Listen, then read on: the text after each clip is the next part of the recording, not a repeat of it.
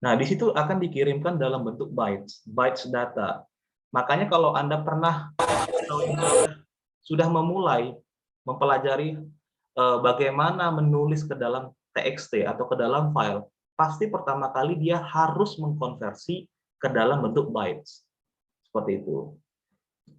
Saya ingin bertanya kepada kalian, jika ingat ya, kira-kira untuk sebuah integer itu berapa bytes? Berapa bytes? Ada yang tahu? Nah, ini kan. Nah, ternyata nggak tahu. 4 bytes ya. Untuk karakter, berapa bytes?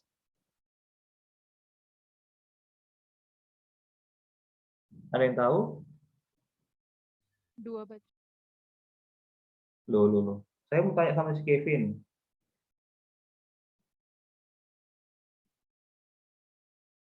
Saya mau tanya sama si Kevin. Kevin, kira-kira untuk karakter berapa byte, Kevin? Kevin Nainggolan. 1 byte. 1 byte. Nah, taunya tahu. Kenapa kau diam-diam aja? 1 byte, seperti itu. Nah, jadi seperti itu ya. Nah, jadi komputer kita ini nggak serta-merta mengirimkan yang namanya C misalnya, atau D, enggak. Tapi dia harus dikonversi dulu ke dalam bytes. Dan itulah dia yang dinamakan stream. Jadi sequence of bytes di situ. Ya. Jadi kalau misalnya dikirimkan, misalnya bytes, katakanlah kalau kita menggunakan ASCII ya, nanti ini ada hubungannya dengan file reader, ada hubungannya dengan input reader, seperti itu. Jadi ada masalah binary stream, ada yang namanya karakter stream. Nah, itu bergantung pada encodingnya di sini.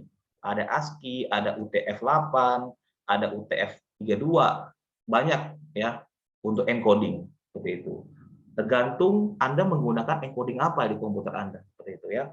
Nah, yang kita gunakan saat ini adalah ASCII. Jadi kalau ditanya, kita menggunakan encoding apa sih sebenarnya? Yang kita saat ini kita gunakan itu ASCII ya.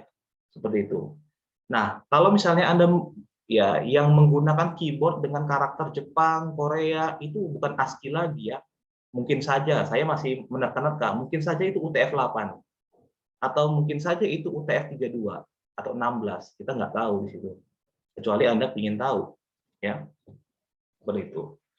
Nah, jadi ketika Anda melakukan transferring yang namanya sequence of bytes di sini, ya, di sini ketika Anda transferring sequence of bytes, ada yang dinamakan sebuah program.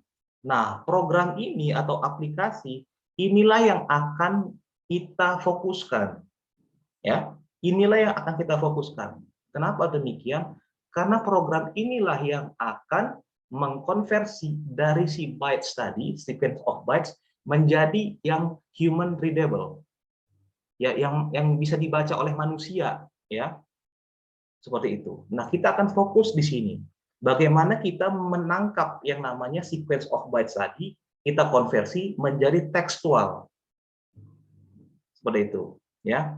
Nah, kenapa kita harus menjadi tekstual? Ya, terserah Anda mau mencetak ke dalam monitor, ke dalam layar ini, yang sering kita gunakan ya kan, kayak sistem .out.println itu kan mencetak ke dalam monitor. Kemudian ada juga misalnya Anda mau simpan ke dalam database, ya silahkan ya, ke dalam database. Pak, misalnya ada pertanyaan, tapi kalau di dalam database kita melakukan select query, dia tetap tekstual Pak, tetap tertulisannya ASCII seperti itu. Ya iya, karena Anda melakukan yang namanya reading data. Tapi faktanya di dalam data ini bukan bentuknya karakter. Ya, ingat itu. Jadi bukan dalam bentuk karakter, tapi dalam bentuk bytes. Seperti itu. Ya. Nah, dari sini ya, dari yang contoh sederhana ini, kira-kira ada nggak pertanyaan? Bisa bertanya, Pak? Ya, silakan. Berarti sebenarnya semua yang kita kirim itu ibaratkan di encode menjadi binary kah gitu Pak ya? Atau gimana?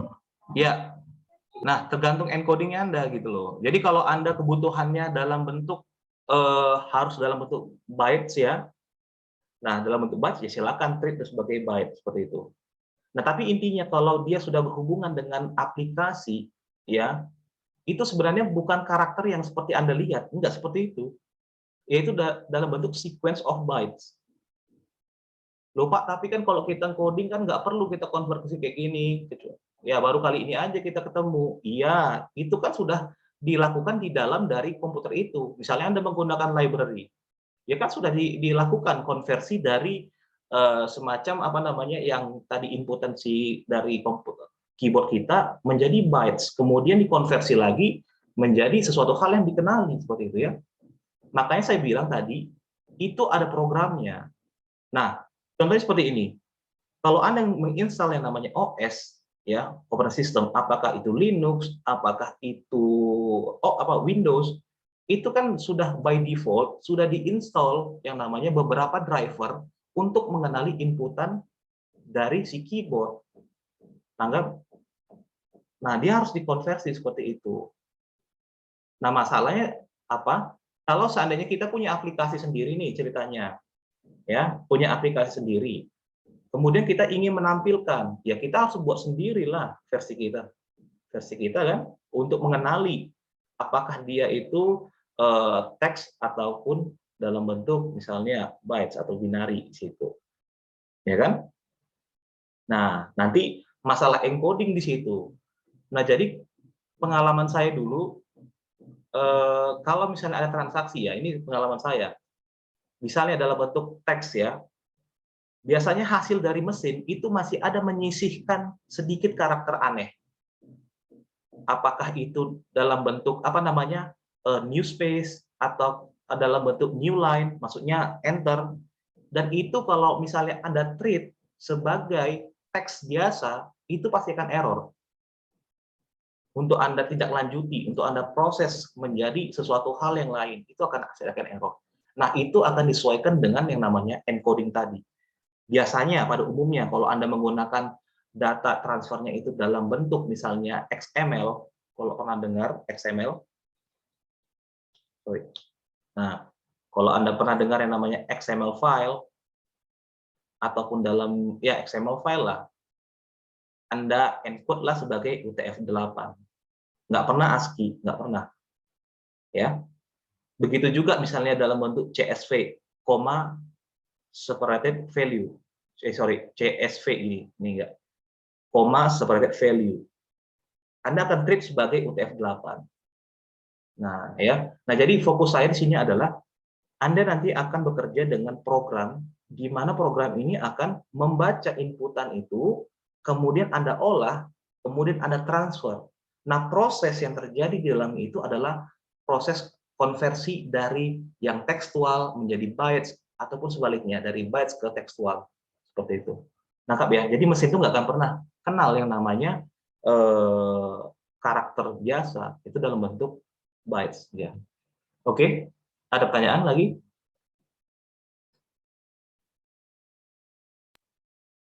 Cukup Ada saya. lagi? Cukup ya? Oke, kita lanjut di sini. Nah, akan tetapi teman-teman, ya, akan tetapi, sorry, ini sudah langsung saya lompat.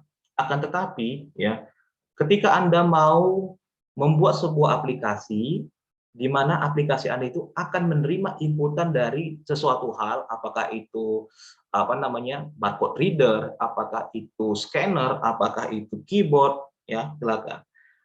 Akan tetapi di dalamnya itu hanya mampu menampung sedikit saja sequence of bytes. Dia nggak bisa menampung banyak, nggak bisa. Ya, sequence of bytes-nya nggak bisa ditampung banyak, bulk itu nggak bisa. Nah, jadi bagaimana solusinya? Solusinya kita butuh yang namanya buffer. Kita butuh yang namanya buffer. Nah, buffer apa namanya? Buffer stream. Nah, nggak usah takut. Buffer stream ini merupakan apa namanya blok array yang berada di dalam memori kita, blok memori. Cuman itu toh, gitu. Kalau kita bilang di programming ya array lah, tapi kalau di sini disebut dia dengan buffer stream seperti itu. Ya. di mana tujuannya adalah untuk menampung ya, yang bersifat sementara ya, bukan permanen, untuk menampung stream dari inputan itu. Begitu juga sebaliknya, kalau seandainya kita mau memprint out dokumen kita ya dalam bentuk TXT atau dalam dokumen, dia akan dikonversi dulu dan data sequence of bytes itu akan disimpan dulu ke dalam buffer ya, buffer stream itu. Kemudian akan dilemparkan atau ditransferkan ke dalam device yang lain, misalnya contohnya printer atau kamera seperti itu, akan ditransferkan. Nangkep ya? Jadi situ ada yang namanya buffer stream. Seperti itu. Nah, di buffer stream ini dia punya limitasi lagi. Wah, susah kali, Pak. Tadi sequence of bytes-nya dikenali sedikit. Kemudian kita punya buffer stream. Buffer stream-nya juga punya limitasi size-nya. Nah, jadi ketika data itu sudah masuk ke dalam buffer stream dan sudah full, dia akan langsung ditransfer secara otomatis. Itu nggak kalian tangani. Itu terjadi di dalam background proses, terjadi di belakang layar. Ya, Anda nggak secara manual, oke, kayak gini gitu loh. Harus Anda transfer, enggak gitu. Nah, akan tetapi Anda dimungkinkan untuk mentransfer langsung meskipun buffer itu belum full. Nah, dengan cara apa? Dengan cara menggunakan flush namanya situ. Kayak kita ke toilet lah. Pernah kan menggunakan toilet duduk? Nah, toilet duduk itu ada flusher kan? Ada flush ya kan? Dia kalau Anda habis pup misalnya, Anda flush itu langsung keluar meskipun belum penuh. Nah, itu gunakan namanya flush. Jadi flush itu akan mengeluarkan konten sequence of bytes di dalam buffer memori yang langsung ditransfer ke destinasi. Ya. Nah, bagaimana kontennya, Pak? Apakah dia masih tetap bertahan? Enggak, itu akan di-clear secara otomatis. Akan dihapus secara otomatis dari sisi library kita. Jadi Anda nggak akan lagi menggunakan yang aneh-aneh gitu, atau Anda akan treat secara manual, enggak lagi ya, seperti itu. Enggak kayak kita di bahasa C kemarin. Oke lah, bahasa C kemarin kita menggunakan DMA, kita boleh menggunakan free. Tapi boleh juga dengan menggunakan manual. Anda bisa menggunakan null, kemudian Anda hapus pointernya, udah selesai. Dia akan nge-flush otomatis. Kayak gitu. Tapi kalau di Java ini semua otomatis, ya. Apabila Anda menggunakan library yang disediakan oleh Java. Seperti itu. Nah, ini tadi yang sudah saya sampaikan. Jadi kalau seandainya sudah full si buffernya itu, dia akan secara otomatis ditransfer ke destinasi yang kita tuju, gitu ya. Nah, apabila misalnya, oke, ini buffer belum full, tapi Anda maksa supaya dikirimkan, gunakan tadi si flush, seperti itu. Ya. Nah, ini juga sudah saya jabarkan tadi ya. Masalah berapa sih bytes untuk integer, berapa bytes untuk yang namanya contohnya karakter kayak gitu ya. Nah, tadi saya sudah kasih tahu mengenai buffer stream, tempat penampungnya. Masalahnya sekarang siapa yang akan membacanya ya. Jadi di buffer stream itu kayak ibaratkan kalau kita bisa membayangkan kayak gentongan loh, kayak gentongan air. Di dalam gentongan air itu terdapat yang namanya sequence of bytes. Nah, sequence of bytes ini akan ditarikkan atau dia akan mengirimkan, akan ditumpahkan gitu. Nah, ketika dia ditumpahkan atau dikirimkan, maksudnya di flash gitu, harus ada sesuatu hal yang mengolah ini biar nggak percuma gitu ya. Nah, yang mengolah ini siapa? Nah, ada dua. Yang pertama, ada yang namanya binary stream. Yang terakhir, ada yang namanya karakter stream. Seperti itu. Ya. Sebenarnya untuk binary stream dan karakter stream ini hampir-hampir mirip. Ya. Perbedaannya apa? Si karakter stream sesuai dengan namanya, dia hanya membaca atau menuliskan yang namanya teks. Seperti itu. Dan si binary sesuai dengan namanya, dia akan memproses yang namanya binary data, ya, atau dalam bentuk bytes di situ. Loh, tapi Pak, Bapak bilang itu semua dalam bentuk bytes di dalamnya. Betul. Nah, kembali lagi untuk permasalahan kayak seperti ini. Kayak penulisan karakter Jepang atau karakter bahasa Korea seperti itu. Itu nggak bisa Anda gunakan karakter string, nggak bisa. Anda harus treat sebagai binary, kayak gitu. Ya, karena sudah bukan kayak yang teks biasa seperti itu, karena sudah beda. Ya, memang bisa Anda gunakan karakter string, yaitu tergantung encodingnya lagi, komputer yang Anda gunakan. Nah, tapi kalau komputer Anda gunakan itu dalam bentuk ASCII bagaimana? Ya nggak bisa lah. Harus Anda treat atau Anda perlakukan selayaknya dia itu adalah binary string. Nangkap ya? Di situ perbedaannya. Jadi kalau ditanya apa sih bedanya binary dengan karakter string, kapan sih kita gunakan? Nah, si karakter string itu digunakan untuk textual case, ya, untuk teks. Atau oke lah, bisa juga misalnya data kayak apa namanya, kayak bahasa Jepang, tapi Anda treat dia di encodingnya. Nah, namun itu enggak best practice. Anda harus treat sebenarnya ke dalam binary string. Seperti itu. Ya, Pak, bagaimana kalau MP4? Ya, itu sudah pasti harus binary stream. Pak, bagaimana kalau misalnya saya mau streaming dari CCTV? Sudah pasti itu binary stream. Nggak mungkin karakter stream. Ya, seperti itu. Sampai di sini kira-kira ada nggak pertanyaan?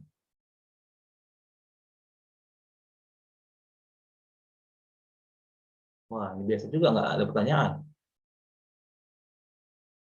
Oke. Nah, kalau tidak ada pertanyaan, saya lanjut lagi ya. Nah, jadi untuk slide ini kita masih fokus untuk si binary string dulu.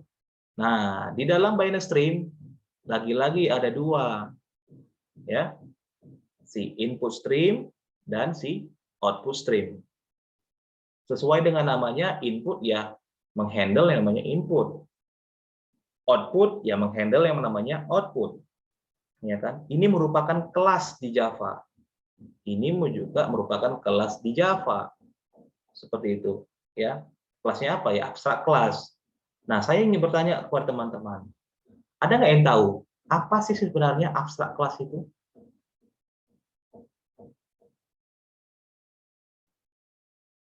Izin menjawab, Pak.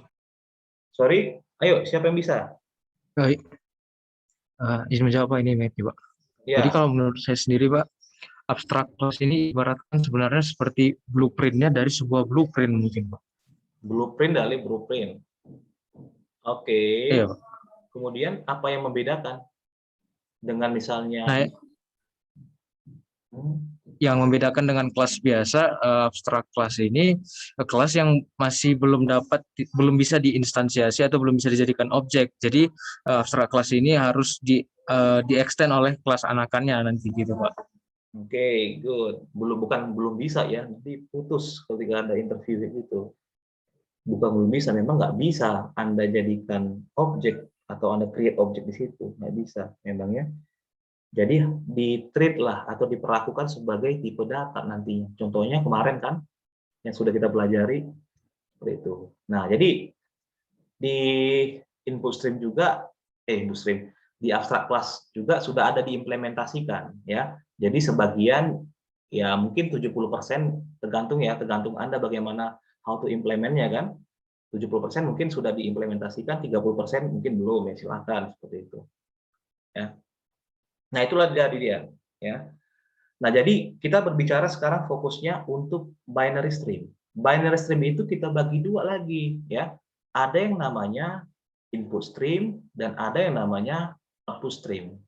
Sesuai dengan namanya input, ya dia menghandle yang namanya input. Nah, yang paling umum kita gunakan adalah file input stream.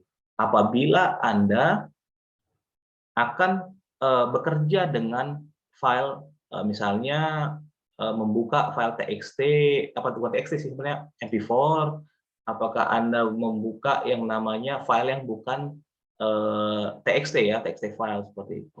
Nah, namun diperbolehkan untuk membaca file teks, diperbolehkan. Nah, tapi dia diperlakukan bukan layaknya manusia, bukan diperlakukan layaknya karakter, bukan. Dia diperlakukan layaknya bytes ketika Anda menggunakan file input stream. Beda kalau Anda gunakan yang namanya file reader, yang notabene part dari karakter stream, seperti itu. Ya, nanti kita akan lihat. Ini masih fokus di binary string. Ya. Nah, sesuai dengan Anda lihat di sini, nah, input stream itu ternyata bisa diturunkan menjadi beberapa apa namanya kelas. Ada audio input stream, ada sequence input stream, ada file input stream dan lain sebagainya. Ya. Nah, yang paling sering kita gunakan adalah file input stream untuk reading file.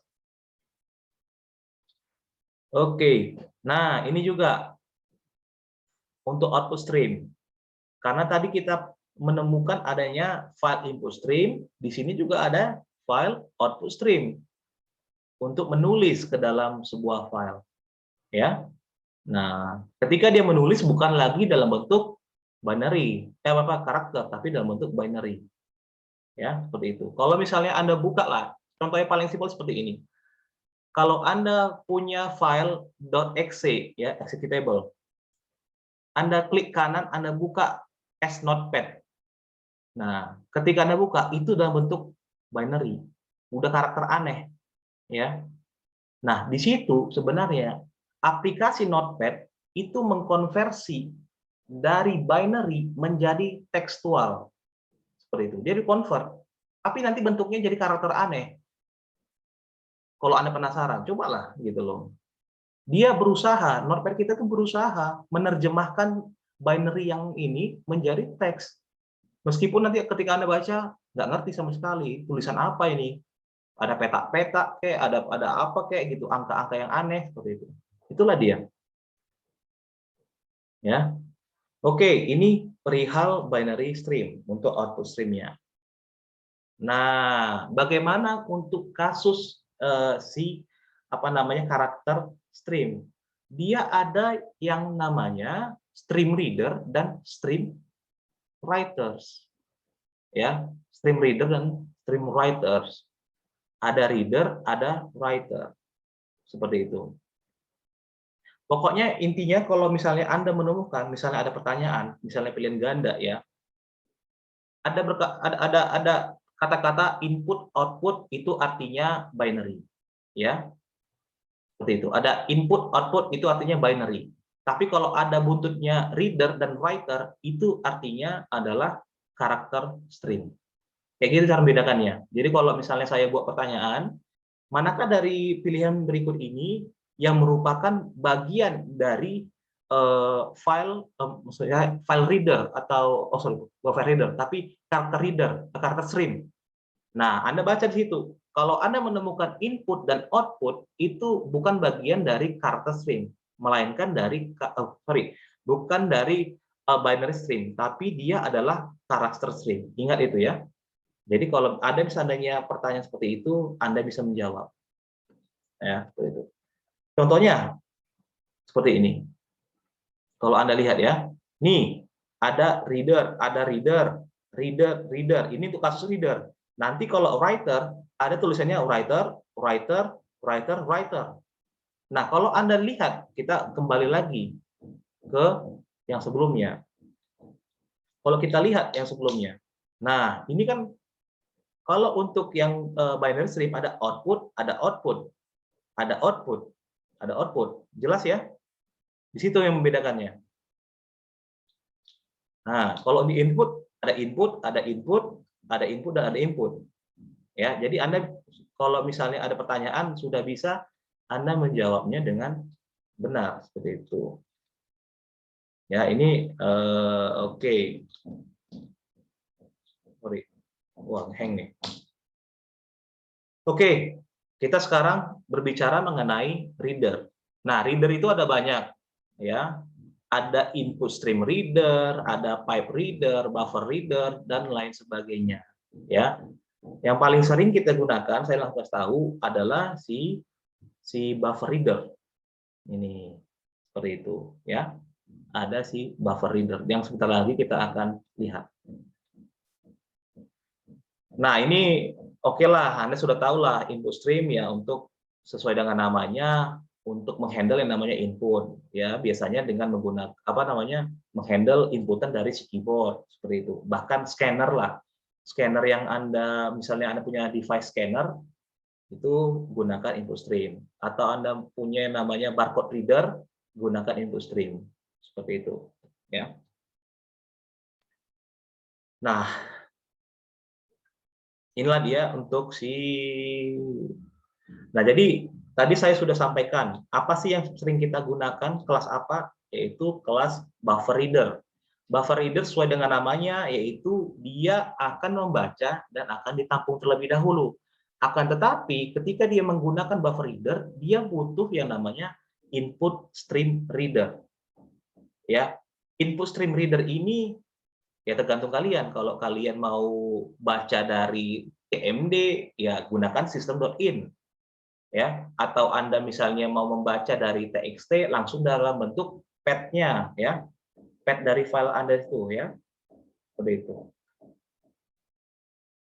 Nah, kalau untuk eksepsi yang sering dipakai ya balik lagi ya, sesuai dengan konteks kita yaitu stream IO apa namanya?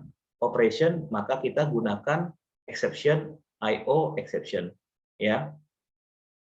Kalau mau lebih spesifik mungkin ya file apa namanya not found exception atau pad not found exception seperti itu ada ya. Ini lebih generalnya seperti itu.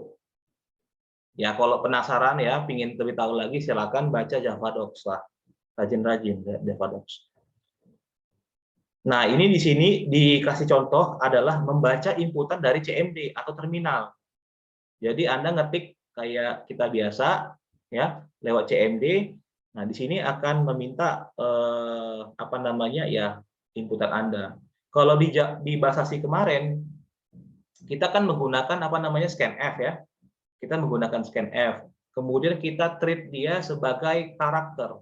Meskipun inputannya dalam bentuk angka, kita akan perlakukan dia sebagai karakter. Seperti itu. Dan kalau seandainya kita tidak menghandle dalam bentuk array of karakter di dalam bahasa sih ya ini konteksnya ya dia akan error. Nah kalau di Java nggak error dia. Kenapa? Karena dia sudah punya tipe data string. Di mana tipe data string ini bisa menampung yang namanya teks. Jadi nggak usah capek-capek seperti itu ya. Nah di sini ketika kita sudah mengenter ya inputan apapun itu di sini akan dibaca. Nah buffer reader, kita akan create objek dari buffer reader, di mana dibaca oleh input stream reader dari command prompt kita. Nangkap ya? Nah, karena sudah ditampung di dalam buffer reader, nangkap ya? Kita bacalah satu persatu. Lagi-lagi ya, buffer reader ini apa namanya memperlakukan inputan itu karakter by karakter, gitu ya.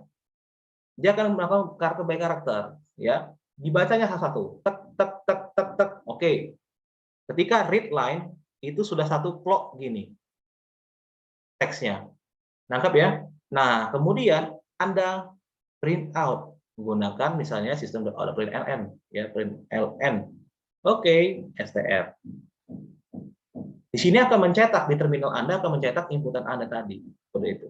Nah, apabila Anda mengetikkan ya kata stop, dia akan keluar otomatis ya. Ini hanya basic looping biasa lah. Saya rasa Anda sudah tamat lah untuk looping do while do ya, menggunakan for each, menggunakan for itu sudah hatam lah saya rasa. Sudah nggak perlu lagi dibicarakan. Nah, di Java juga ternyata support yang namanya scanner. Kalau di bahasa sih kemarin adalah scanf ya. Kalau di Java ada namanya scanner. Seperti itu. Scanner mirip-mirip kayak scanf lah ya. Nah, penggunaan scanner bisa kita eliminasi, nggak perlu kita menggunakan scanner. Terus pakai apa, Pak? Menggunakan string args yang pernah Anda lihat. Contohnya seperti ini. Kalau Anda lihat di sini, ini tujuannya apa? Menampung inputan dari terminal. Ya.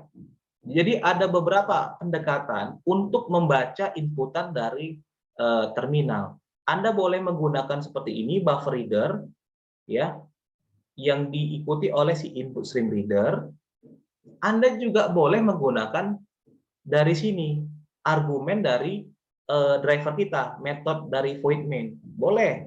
Anda juga boleh menggunakan scanner. Nah, silakan, nggak ada masalah. Kalau misalnya saya kasih tugas, ada pun project, Anda gunakan salah satunya nggak masalah, gitu ya. Nah, ini kebetulan contohnya adalah menggunakan yang namanya scanner, di mana objek dari scanner itu adalah KB scan, ya, seperti itu. Nah, ini exception yang boleh kalian gunakan ya. Kalau misalnya membuka atau membaca file, bolehlah file not found exception. Anda nggak mesti menggunakan IO exception. Akan tetapi kalau seandainya dia tidak part of file not found exception, dia akan terminate secara abnormal. Makanya saya selalu mendorong kalian untuk menggunakan yang namanya general exception, which is itu adalah IO exception, ya, bukan yang spesifik, ya. Nanti di sini kalian akan berlatih mencari mana sih yang menyebabkan bugs itu dalam aplikasi, ya, seperti itu. Nah, dari sini ada pertanyaan nggak?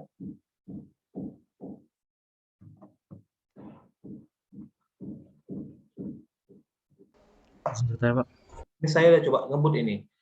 Ada pertanyaan nggak? Kalau ada pertanyaan, biar saya kasih ini teman-teman kalian perempuan S. Ada nggak pertanyaan?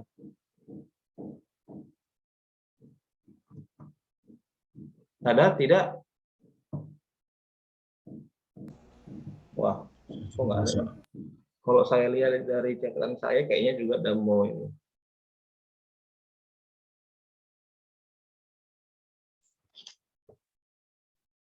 Input reader, scanner. Oke, kayaknya udah mau selesai. Udah saya balap.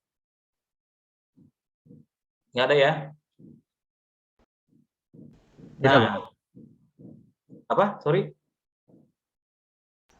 Ya, tidak ada, Pak. Tidak ada. Tidak ada. Good. Nah, jadi di sini dikasih contoh bagaimana menggunakan argumen. Argumen base lah. Kita menggunakan argumen dari si driver kita. Ya, ini dia guys.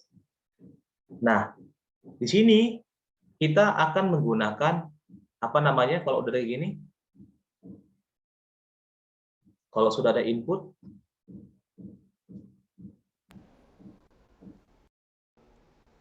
Byte stream. MySQL, Byte stream, Pak. stream. Enggak lah, ini bagian dari binary. Oh, Pak, maaf, Pak. Tes, ini putus-putus ya. Ya, ini namanya binary karena kan udah ada input, ya. Nah, di sini dia membuat namanya objek dari si file input stream. Oke. Nah, si file input stream dia akan membaca path. Path di mana file yang ingin kita buka seperti itu, ya.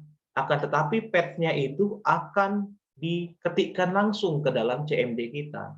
Nah, dia akan baca nih ARGS 0. Berarti kalau misalnya CMD nih ya, katakan kita di drive D, misalnya kayak gini. Misalnya ada kayak readme.txt, txt.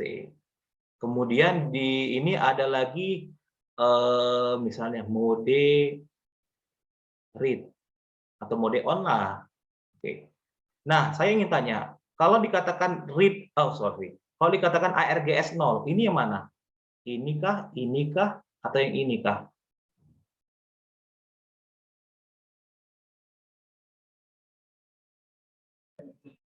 Yang kiri, Pak. Yang kiri, yang kiri mana?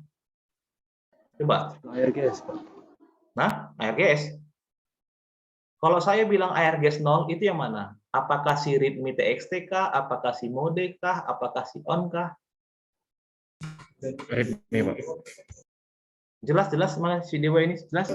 Readme, Pak. Iya, good. Iya, ini adalah si readme.txt. kayak gitu ya.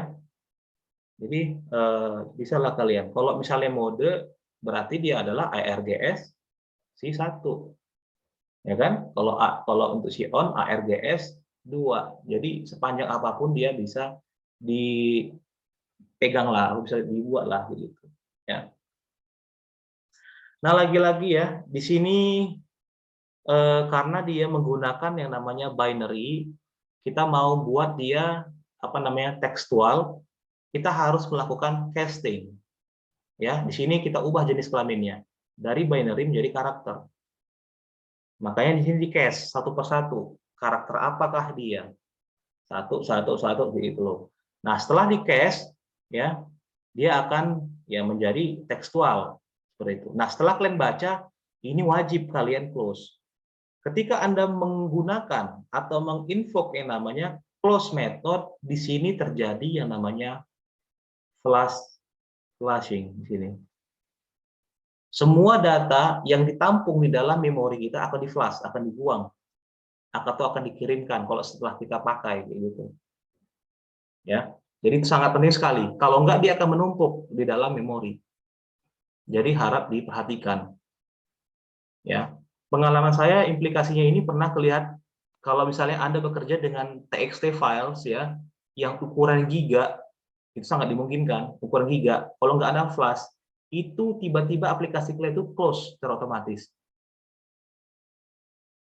Karena sudah penuh, kayak gitu, close otomatis.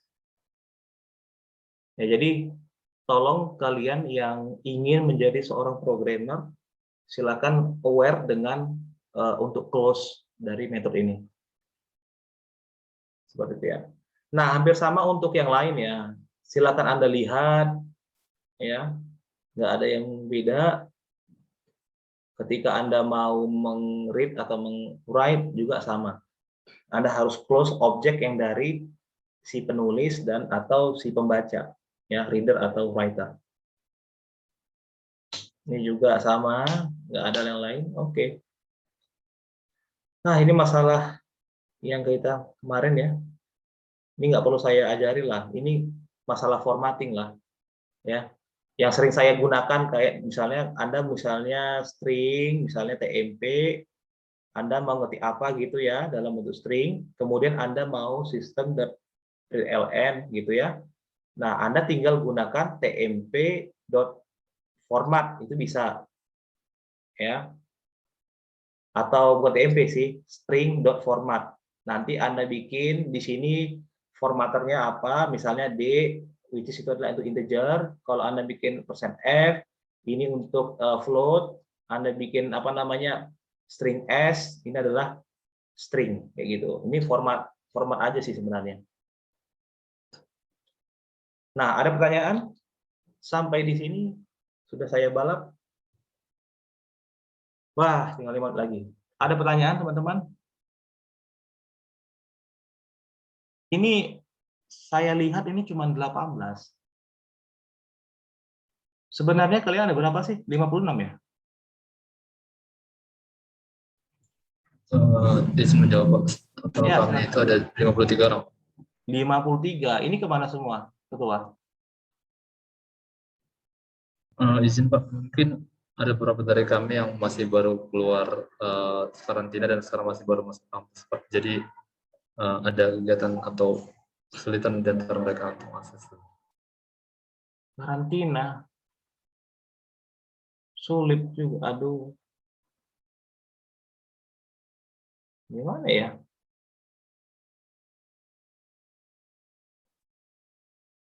Ini nggak ada setengahnya loh. 53, asumsi 50. 50, setengahnya 25. Ini sebenarnya bahaya kali ini.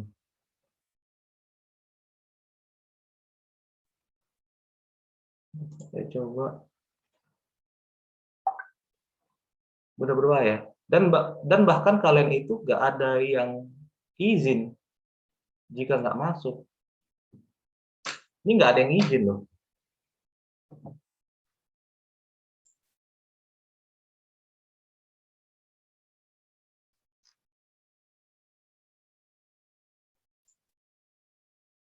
Coba saya dulu Stop record.